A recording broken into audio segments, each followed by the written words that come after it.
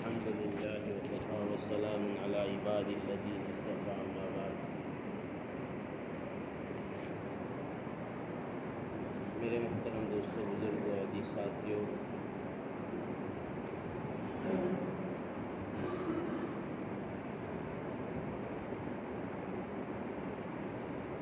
ابھی جو مہینہ چل رہا ہے ماہ وفات کا، جناب رسول اللہ صلی اللہ علیہ وسلم دنیا سے تشریف فرما گئے۔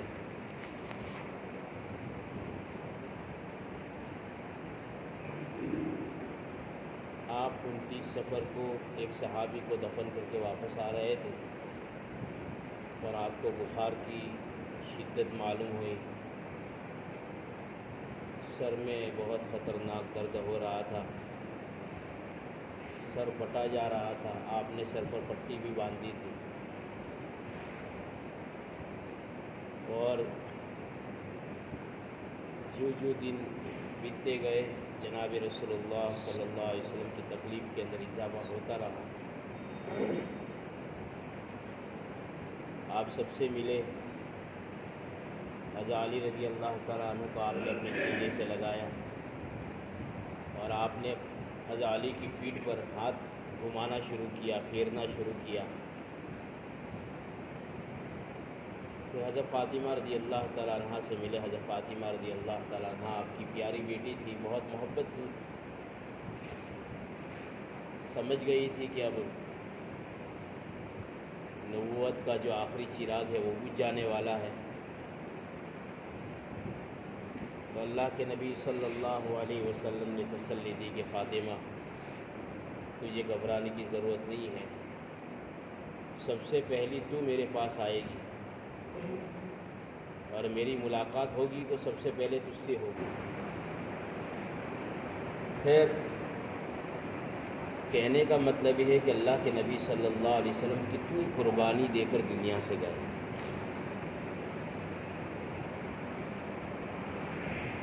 جیسے بار وفات کے دن والد صاحب نے کہا تھا، پیارے نبی کے آنسو کتاب نکلی ہے، اس کتاب کو پڑھنا چاہیے۔ ہم دن بدن دین سے دور ہوتے چلے جا رہے ہیں، ذہنی اعتبار سے بھی دور ہو رہے ہیں اور اعمال کے اعتبار سے بھی دور ہو رہے ہیں۔ رسماً رواجاً دین ہمارے پاس موجود ہے، حقیقت والا دین ہمارے پاس موجود نہیں ہے، اور موت کے وقت میں جو کام آئے گا وہ حقیقت والا دین کام میں آئے گا۔ اسی لیے تو کہتے ہیں کہ جب دعا مانگو تو اللہ سے یہ کہو کہ اللہ تو مجھے علم دین، علم نافع عطا فرما، یعنی ایسا دین مجھے عطا فرما جو دین مجھے نفع دے۔ نفع کا مطلب کیا ہے؟ کہ مجھے آخرت کی طرف متوجہ کرے، جس دین سے میں دنیا اور آخرت کے مسائل حل کر سکوں۔ جیسے کہ مغرب کی نماز کے بعد اعلان ہوا، اسی طرح عشاء کی نماز کے بعد بھی اعلان ہوا۔ میرے دوستو، دنیا تو ہر ایک کے ساتھ ہر وقت لگی ہوئی ہے۔ جنہوں نے پورا وقت فارغ کیا ان کے بھی سارے تقاضے دب گئے اور دبا دیے گئے، انہوں نے دبا دیے۔ اور جنہوں نے وقت فارغ نہیں کیا، ظاہری طور پر ان کے تقاضے پورے ہو گئے دنیا کے، لیکن ایک بہت بڑی خیر سے محروم رہ گئے۔ یہ مجلس خیر کی ہے، بھلائیاں وجود میں آنے کی ہے۔ ان مجلسوں پر اللہ نے مغفرت کے وعدے فرمائے، ایسے ہی تھوڑے وعدے فرمائے کہ فرشتوں کی قطار آسمان تک لگتی ہے، مجلس ختم ہونے کے بعد فرشتے اللہ کے پاس جاتے ہیں۔ اللہ جل جلالہ اور عما نوالہ علام الغیوب ہے، جاننے کے باوجود فرشتوں سے پوچھتے کہاں سے آتے ہو؟ کہا کہ آپ کے نیک بندوں کے پاس سے آ رہے ہیں۔ کیا کر رہے تھے؟ کہا کہ دین کی بات کر رہے تھے، جہنم سے پناہ مانگ رہے تھے، جنت کی طلب کر رہے تھے۔ تو اللہ جل جلالہ اور عما نوالہ کی رحمت جوش میں آتی ہے اور اللہ یوں کہتا ہے ان ساری مجلس میں بیٹھنے والوں کی میں نے مغفرت کر دی۔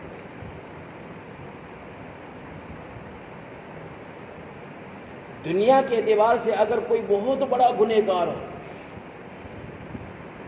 اور حکومت نے اس کو گرفتار کر دیا ہو اور اس کے چھٹنے کا کوئی راستہ نہ ہو، وکیل پر وکیل اور تاریخوں پر تاریخیں، لیکن کوئی امید نہیں ہے کہ جیل خانے سے، قید خانے سے باہر آئے گا، اور اچانک اس کے لیے فیصلہ کر دے ہوئے جج کہ آج سے تم چھوٹے، قید خانے سے نکال دے ہوئے، جیل خانے سے چھٹی کر دے ہوئے، بولو اس کی کتنی خوشی ہوگی۔ اس سے بھی زیادہ خدا پاک کی قسم ہمیں ہونی چاہیے کہ ہم جس مجلس میں بیٹھے ہیں اللہ ہمارے گناہوں کو معاف کر دے گا۔ یقین ہے اس بات کا، اس لیے کہ رسول اللہ صلی اللہ علیہ وسلم کی حدیث ہے جس کا مفہوم ہے کہ اسی مجلسوں پر اللہ گناہوں کو معاف کر دیتے۔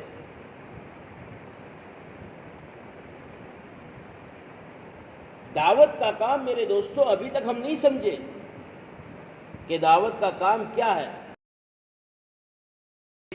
ایمان کی تکمیل کیا ہے، کہ نماز ہے۔ ہاں، نماز جنت کی کنجی ہے۔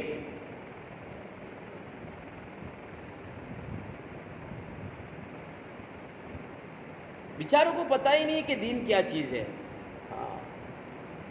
بس ایک دھن میں ایک مجمع چل رہا ہے، بس دنیا کی طرف متوجہ ہو کر۔ اور دیکھو میرے دوستو، دنیا کی ضرورتیں تو پورا کرے گا اللہ، ہمارے بس کی بات نہیں ہے۔ آج تک اللہ نے پوری کی ہے، آئندہ بھی اللہ ہی پوری کرے گا، اس لیے کہ رزق کا معاملہ جو ہے وہ اللہ نے اپنے ہاتھ میں رکھا ہے، کسی کے ہاتھ میں نہیں رکھا۔ اس لیے 15 شعبان کے دن کیا ہوتا ہے، سب تقسیم کر دیے جاتے ہیں، موت حیات کے فیصلے ہو جاتے ہیں۔ ہاں، کس کو کتنا رزق دینا، کس کو مال میں زیادتی دینا، کس کو نیچے اتارنا، ہاں سارے فیصلے ہو جاتے ہیں۔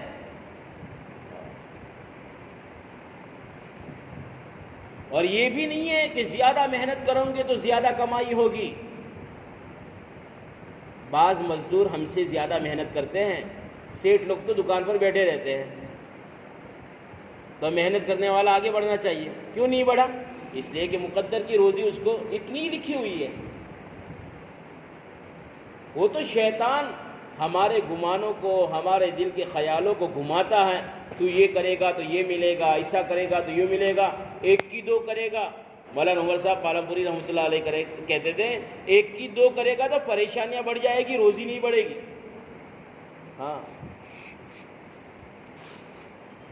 اور مثال دیتے تھے، تمہارے گھر پر ایک ٹنکی ہے، اس میں ایک نل ہے، اب ایک نل سے ساری ضرورتیں پوری ہو رہی تو دوسرا لگانے کی ضرورت کیا ہے؟ اب دوسرا لگایا، اس کے اندر ڈور رکھی، اس کے اندر بھی ڈور رکھی۔ ہاں، اب دونوں طرف دھیان رکھنا پڑتا ہے کہ پانی چھلک کے چلا نہ جاوے، ہاں یہ بھر نہ جاوے۔ تیسرا لگایا تو اور تکلیف، چوتھا لگایا تو اور تکلیف۔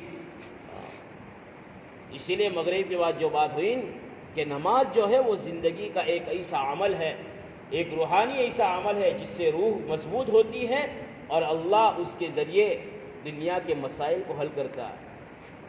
لیکن نماز ہونی چاہیے، سنت والی ہونی چاہیے۔ واجبات نماز کے کتنے ہیں وہ تو جماعت میں جا کے بنا یاد کرتے کرا دیتے، بھائی 14 ہے۔ ہاں، فرائض کتنے ہیں باہر کے اور اندر کے کسی کو پتہ نہیں، پھر ہم نماز کیسے پڑھ رہے ہیں؟ اور کبھی شیطان ہمیں اس طرف توجہ بھی نہیں دلاتا، اور نفس ہمیں کبھی یہ نہیں کہتا بھائی تو نماز تو پڑھائے، لیکن نماز کے اندر کیا فرائض ہے، کیا واجبات ہے، واجب کے چھوٹنے سے نماز میں کیا نقصان ہوتا ہے، اور فرض کے چھوٹنے سے نماز مکمل ہوتی کہ نہیں ہوتی، اس کو تو جان لے۔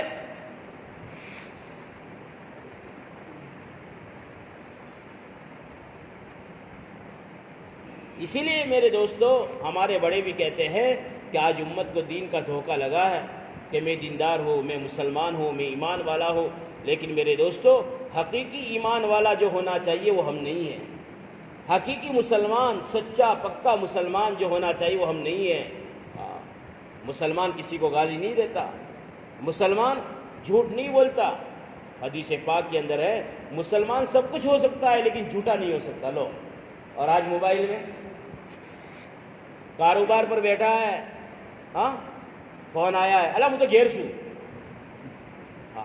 یہ رسول سیلنگ میں چل رہا ہے اور کہتا ہے کہ آج پیسے لینے مت آنا، طبیعت برابر نہیں، دکان نہیں کھولی۔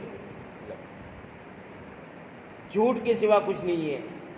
الکذب یہلک، کہ جھوٹ تو ایمان والے کو ہلاک کر دیتا ہے۔ یہ ہلاکتیں جو ہمارے اوپر آ رہی ہیں یہ جھوٹ کی وجہ سے آ رہی ہے۔ ایک ایک گناہ اللہ کے نزدیک اتنا بھاری ہے کہ جب مر کے جائیں گے تو پتہ چلے گا کہ جھوٹ کے بولنے پر کیا سخت وعیدیں تھی۔ بات بات میں جھوٹ بول رہا ہے۔ بچوں کو بھی تاکید کرو، بیٹا اگر تم گھر پر لیٹ آؤ جھوٹ مت بولو، سچ بولو، مارو مت، اس کو سمجھاؤ، اس کو تنبیہ کرو۔ ہاں، جھوٹ بولے تو مارو، جھوٹی قسمیں کھاوے تو مارو، لیکن گھر میں جھوٹ بولا، ماں بھی بولتی ہو، باپ بھی بول رہا ہو، پھر ماحول کیسے بنے گا؟ تو آقا انعامدار تاجدار مدینہ فخر دو عالم حضرت محمد مصطفیٰ صلی اللہ علیہ وسلم دنیا سے چلے گئے، لیکن دین کو مکمل کر کے گئے۔ دین کی تکمیل آپ کے اوپر ہوئی۔ اس لیے بعض محدثوں نے اور بعض مفسروں نے کہا ہے کہ نبوت کا ایک محل اللہ نے بنایا تھا، اس کے اندر ایک اینٹ کی جگہ تھی، وہ اینٹ جناب رسول اللہ صلی اللہ علیہ وسلم کی تھی۔ آپ آئے اور اس جگہ کو مکمل کر دیا۔ اب کوئی نبی دنیا میں نہیں آئے گا، لیکن نبوت والا کام چلتا رہے گا، اور نبوت والے کام میں جو لگے گا اور جو اپنے آپ کو لگائے گا، جو اپنے مال کو کھپائے گا، اپنی جان کو کھپائے گا، اپنی صلاحیتوں کو کھپائے گا، اپنے وقت کی قربانی دے گا، اس کے لیے کامیابی کے بڑے بڑے وعدے ہیں۔ خالی نماز پڑھ لینا یہ دین نہیں ہے۔ نماز پڑھ لینا تو یہ دین کا ایک شعبہ، ایک حصہ ہے۔ ایک آدمی گھر کی اوپر سلیب کو بھرا دے وے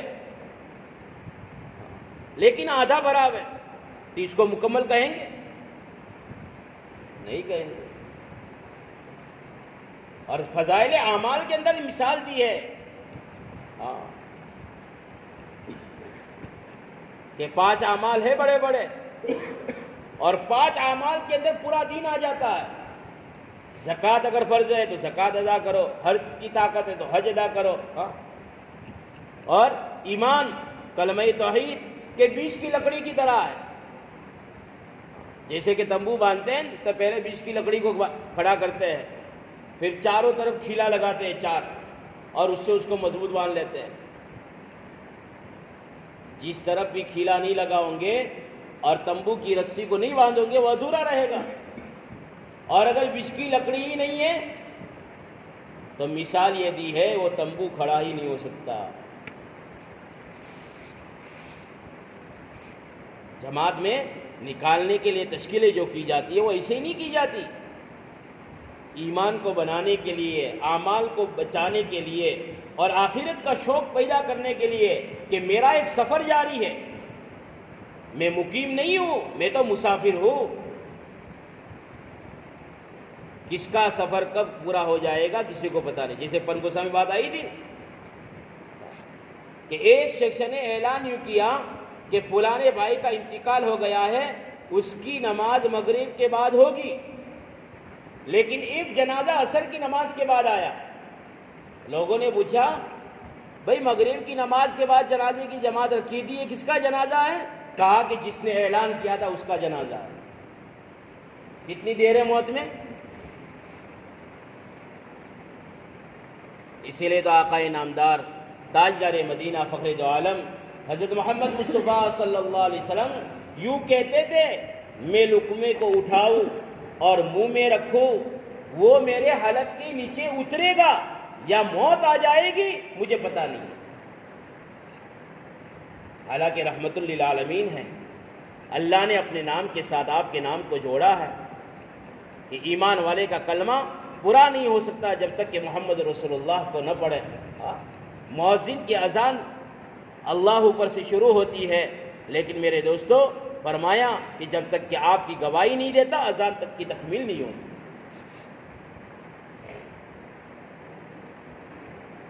تھوڑا تو ہم سوچے بھائی، اتنے سالوں سے دنیا دنیا دنیا کرتے ہیں، دنیا نے ہمیں کیا دیا ہے؟ اور جو لوگ دین کی محنت کرتے ہیں وہ ہم سے بھی اچھے رہتے ہیں، ہاں وہ ہم سے بھی خوش رہتے ہیں، وہ چٹائیوں پر سوتے ہو تو نیند آ جاتی ہے، اور میں دنیا کے پیچھے تھک رہا ہوں دنیا کو جمع کرنے کے لیے، اور آرائش کی ساری چیزیں گھر میں جمع کر رہا ہوں لیکن مجھے نیند نہیں آ رہی ہے۔ کیا بات ہے؟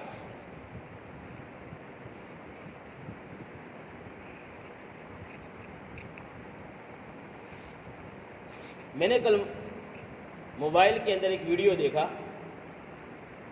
دبئی کی عالیشان مسجد، عالیشان بنائی ہے مسجد، اور اس میں ہر ایک کو جانے کی اجازت ہے۔ اس میں انگریز لوگ زیادہ جاتے ہیں، تو اس ترجمان نے یہ بتایا کہ جتنے بھی انگریز عورتیں یا مرد آتے ہیں یہاں پر ان کو پورا لباس پہنا کر کے اسلام سمجھایا جاتا ہے، وضو کا طریقہ سکھایا جاتا ہے، نماز کس طرح پڑھنی یہ سکھایا جاتا ہے، اور اسلام اور دین کیا ہے یہ سمجھایا جاتا ہے۔ تو اس نے یوں کہا، بتایا اس ویڈیو کے اندر، دیکھو یہ خوشی خوشی وضو کر رہے ہیں، یہ خوشی خوشی سجدے کر رہے ہیں۔ میرے دوستو، اسی دین کی برکت سے ہمیں ہمارے گھروں میں جو بیویاں ملی وہ نیک ملی ہے۔ طارق جمیل صاحب ایک مرتبہ سفر کر رہے تھے تو انگریز عورتیں وہاں پر جمع تھی، تو نماز پڑھ رہے تھے، انہوں نے دیکھا کہ یہ کیا کر رہا ہے، نماز پڑھی۔ اب مسلمان ہوتا ہے وہ تو ہر جگہ پر نماز پڑھ لیتا ہے، جسے کہا کہ نماز ہر حالت میں فرض ہے، کسی بھی حالت میں نماز معاف نہیں ہے، اور وقت کی تعین کے ساتھ اس وقت میں آپ کو یہ نماز پڑھنی ہے۔ ایسا نہیں کہ ظہر کی نماز فجر میں پڑھنا، فجر کی عصر میں پڑھنا، یا 3 کی ساری نماز ایک ساتھ پڑھنا، یہ نہیں ہے۔ اب نماز پڑھ کے دعا کر کے فارغ ہو گئے تو اس ایک عورت نے طارق جمیل صاحب کے سامنے ہاتھ بڑھایا، طارق جمیل صاحب نے ہاتھ کھینچ لیا، بے ہوش ہو گئی وہ عورت، وہ انگریز عورت، بولو ہم جیسے کہ نہیں سمجھتا، بے ہوش ہو گئی۔ جب ہوش آیا روتے ہوئی کہا یہ چیز ہمارے مقدر میں نہیں ہے، پتہ نہیں ہمارے مرد تو کتنی عورتوں کے ساتھ ہاتھ ملاتے ہیں، جو مرد کسی عورت سے ہاتھ نہ ملاتا ہو اس کی عورت بھی کسی مرد سے ہاتھ نہیں ملاتی ہوگی۔ یہ پاکیزگی کس نے دی؟ یہ دین نے دی ہے۔ اسی لیے کہتے ہیں کہ دین کے ڈھانچے میں رہو، جیسے کہ آئس کریم گادی سے کدی جوئی سے باہر مکی دو تو کڑک تھا، ایک دم مضبوط، کچھ بھی ہاتھ میں نہیں آئے گا۔ وہ سلی اٹھاؤں گے تو اللہ اچھا نیچے پڑی جو تو پڑی جائے دانی باہر مکی سے، تو لیکن اس کو برف کے ماحول میں رکھو تو اور مضبوط اور مضبوط، اللہ ڈوچو برو تو پڑ ٹکڑو ہاتھ میں نہیں آؤ تو دوت کڑے سے شو دیو، ماحول کا اثر ہے۔ دین کے ماحول کا اثر ایسا ہوگا میرے دوستو، کتنی ہی فضائیں کروٹیں لے لے، ہوا بدل جاوے، موسم بدل جاوے، زمانے کے لوگ بدل جاوے، لیکن اگر اس نے دین کی فضا، دین کے ماحول میں ڈھانچہ ہو اپنے آپ کو رکھا ہوگا، یہ کبھی بھی نہیں بدلے گا۔ اس لیے بعض لوگ کچے ایمان والے ہوتے ہیں، سب کے سامنے نماز پڑھتے ہوئے شرماتے ہیں، اور بعض پکے والے ایمان ہوتے ہیں، ایت نماز پڑھوا لی چلو۔ کاکو سے میں اسٹوڈنٹ کو لے گیا تھا تو مجھے تو پتہ نہیں تھا کہ ماسٹر صاحب بیان کر رہے ہیں، ماسٹر بشیر یا شبیر کر کے نام تھا۔ انہوں نے کہا پہلے ہم نماز پڑھنے کے لیے جب اسٹیٹ ہوتا تھا، ہماری میٹنگیں ہوتی تھی اور ہمیں بلایا جاتا تھا، تو اس وقت ہم نماز کسی اور جگہ کونے میں پڑھتے تھے، لیکن ہمارے سر کو پتہ چلا یہ نماز پڑھنے کے لیے جاتے ہیں، تو سر نے کہا اسٹیٹ پر نماز پڑھو، وہاں پر جانے کی کوئی ضرورت نہیں، آپ نماز یہاں پر ادا کریں گے، آپ کی نماز کے بعد پھر سے دوسری میٹنگ شروع ہوگی۔ اس لیے میرے محترم دوست بزرگوں، وہ طاقت پیدا کرنے کے لیے اللہ کے راستے میں نکالا جاتا ہے۔ اللهم صل على محمد وعلى آل سيدنا مولانا محمد وبارك وسلم.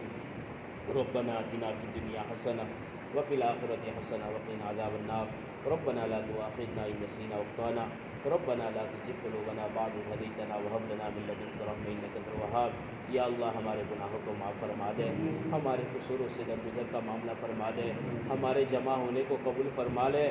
یا اللہ اچھی اور لذیذدار باتیں تو کر لیتے ہیں لیکن عمل سے زندگی خالی ہے. عمل کی طاقت ہمیں نصیب فرما دے. تیرے راستے میں بار بار نکلنے کی توفیق ہمیں نصیب فرما لے. دور دراز قرب جوار کے لیے ہمیں دین کی محنت کے لیے ہماری نسلوں کو قبول فرما لے، ہماری مستورات کو قبول فرما لے، ہمارے جوانوں اور بچوں کو قبول فرما لے. یا اللہ یہ دین ہے جس کی وجہ سے آج ہمارے ایمان اور اعمال کی حفاظت ہو رہی ہے. اس محنت کو صحیح سمجھنے کی توفیق نصیب فرما لے. اس محنت کے لیے ہمیں وقت کو فارغ کرنے والا بنا دے. یا اللہ گشتوں کی پابندی کرنے والا اور اپنے گھر کی تعلیم کو پابندی کے ساتھ سننے والا اور مسجد کی تعلیم کے در پابندی کے ساتھ بیٹھنے والا، ہر مہینے میں 3 دن پابندی کے ساتھ لگانے والا، ہر سال کا چلہ لگ رہا ہو، ایسی توفیق ہمیں نصیب فرما لے. یا اللہ آج تو دنیا گناہوں سے بری ہوئی ہے، جہاں پر بھی نظر جاتی ہے گناہ لے کر واپس آتی ہے. یا اللہ ایسے گنہگار ماحول کے اندر تم نے ہمیں دین کی محنت عطا فرمائی ہے، یہ تیرا بڑا احسان ہے، کرم ہے، فضل ہے. یا اللہ موت تک اس کام میں لگے رہے، اسے غیب شکل اور صورت پیدا فرما دے. ہمارے جمع ہونے کو قبول فرما دے. جن لوگوں نے ہمارے پر، ہمارے رشتہ داروں پر جو بھی چھوٹا بڑا احسان کیا ہے، دنیا آخرت میں بہترین بدلہ نصیب فرما دے. یا اللہ یا اللہ مقروضین کے قرضوں کے ادا ہونے کی غیب شکل و صورت پیدا فرما دے. پریشان حال والوں کی پریشانی کو دور فرما دے. مصیبت زدہ کی مصیبتوں کو دور فرما دے. یا اللہ جو قید خانوں میں ہے، جیل خانوں میں ہے، یا اللہ ان کی رہائی کی غیب سے شکل اور صورت پیدا فرما لے. ان کی رہائی کی غیب سے شکل اور صورت پیدا فرما لے. یا اللہ یا اللہ آنے والے دنوں کو اچھا بنا دے. ظالم حکمرانوں کے ختم کرنے کے فیصلے فرما دے یا تو ہدایت کے فیصلے فرما دے. یا اللہ حاکم ایسا آوے جو منصف ہو، اسلام اور مسلمان کا مددگار ہو، ایسی غیب شکل اور صورت پیدا فرما لے. یا اللہ جو مانگا وہ عطا فرما دے، جو مانگنے سے گئے وہ بھی عطا فرما دے. ہماری دعاؤں کو آقا انعامدار تاجدار مدینہ فخر دو عالم حضرت محمد مصطفیٰ صلی اللہ علیہ وسلم کے صدقے طفیل کے در قبول فرما لے. یا رب صلی وسلم دائما ابدا علی حبیبک خیر الخلق کلہم. سبحان ربک رب العزت عما یصفون وسلام علی المرسلین والحمد للہ